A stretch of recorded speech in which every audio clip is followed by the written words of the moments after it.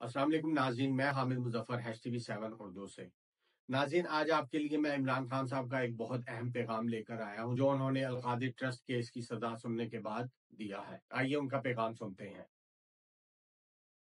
سب سے پہلے تو آپ نے گھبرانا نہیں ہے۔ میں اس آمریت کو کبھی تسلیم نہیں کروں گا اور اس آمریت کے خلاف جدوجہد میں مجھے جتنی دیر بھی جیل کی کال کوٹری میں رہنا پڑا میں رہوں گا، لیکن اپنے اصولوں اور قوم کی حقیقی آزادی کی جدوجہد پر سمجھوتا نہیں کروں گا۔ ہمارا عزم حقیقی آزادی، جمہوریت اور قانون کی حکمرانی ہے، جس کے حصول تک اور آخری گیند تک لڑتے رہیں گے۔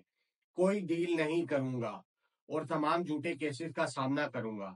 میں ایک بار پھر قوم کو کہتا ہوں کہ حمود الرحمان کمیشن رپورٹ پڑھیں۔ پاکستان میں 1971 کی تاریخ دہرائی جا رہی ہے۔ یحییٰ خان نے بھی ملک کو تباہ کیا اور آج بھی ڈکٹیٹر اپنی آمریت بچانے کے لیے اور اپنی ذات کے فائدے کے لیے یہ سب کر رہا ہے اور ملک کو تباہی کے دہانے پر لا کر کھڑا کر دیا ہے۔ آج القادری ٹرسٹ کے کالے فیصلے کے بعد عدلیہ نے اپنی ساکھ مزید تباہ کر دی ہے۔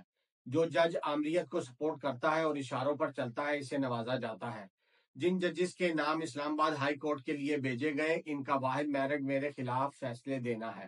یہ کیس تو دراصل نواز شریف اور اس کے بیٹے کے خلاف ہونا چاہیے تھا، جنہوں نے برطانیہ میں اپنی 9 ارب کی پراپرٹی ملک ریاض کو 18 ارب میں بیچی۔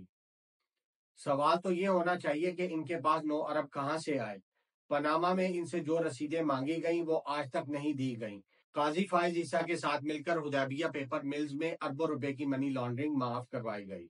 القادری یونیورسٹی شوکت خانم اور نمل یونیورسٹی کی طرح ہی عوام کے لیے ایک مفت فلاحی ادارہ ہے، جہاں طلبہ سیرت النبی صلی اللہ علیہ وسلم کے بارے میں تعلیم حاصل کر رہے تھے۔ القادری یونیورسٹی سے مجھے یا بشرا بی بی کو 1 ٹکے کا بھی فائدہ نہیں ہوا اور حکومت کو 1 ٹکے کا بھی نقصان نہیں ہوا۔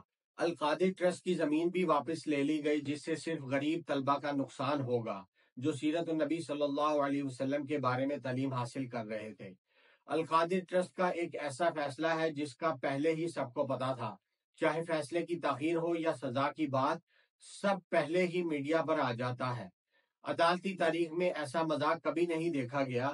جس نے فیصلہ جج کو لکھ کر بھیجا ہے، اس نے میڈیا کو بھی لیک کیا ہے۔ میری اہلیہ ایک گھریلو خاتون ہے جن کا سیاست سے کوئی تعلق نہیں۔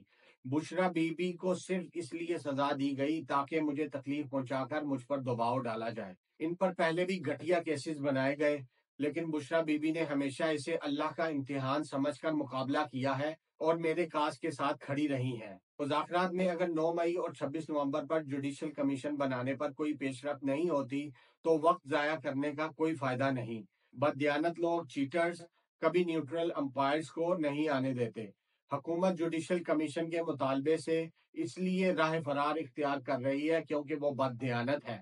تو ناظرین، یہ تھا سابق وزیر اعظم عمران خان کا ایک اہم پیغام جو انہوں نے اپنی عوام اور پاکستانیوں کے لیے دیا۔ تو ناظرین، یہ جو القادری کیس ہے یہ تو ایک مذاق تھا۔ یہ تو ایک مذاق اڑایا گیا ہے انصاف کا اور عدالتی فیصلوں کا۔ اس سے انسان کا یقین ہی ختم ہو جاتا ہے انصاف پہ، عدالتوں پہ۔ تو میں یہ کہوں گا کہ جو پاکستان کے ادارے ہیں جو اپنے آپ کو پاورفل سمجھتے ہیں، ان کو چاہیے کہ وہ ان چیزوں کو دیکھیں، اور ان چیزوں کی وجہ سے عوام کے دلوں میں جو ہے نفرت مزید پیدا ہو جاتی ہے۔ جب پاکستانی یہ دیکھتے ہیں کہ یہاں پہ تو انصاف ملنا بہت مشکل ہے، تو ان کے دل میں ان اداروں کے لیے اور وہ جو انصاف دینے والے ہیں ان کے لیے ان کے دل میں ایک جسے کہتے ہیں نفرت سی پیدا ہو جاتی ہے۔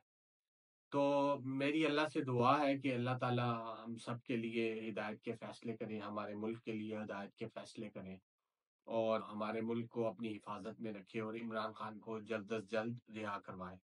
آمین آمین۔ میں حامد مظفر HTV7 اردو سے مزید ایسی تازہ ترین خبروں اور اپڈیٹس کے لیے ہمارے چینل کے ساتھ جڑے رہیں۔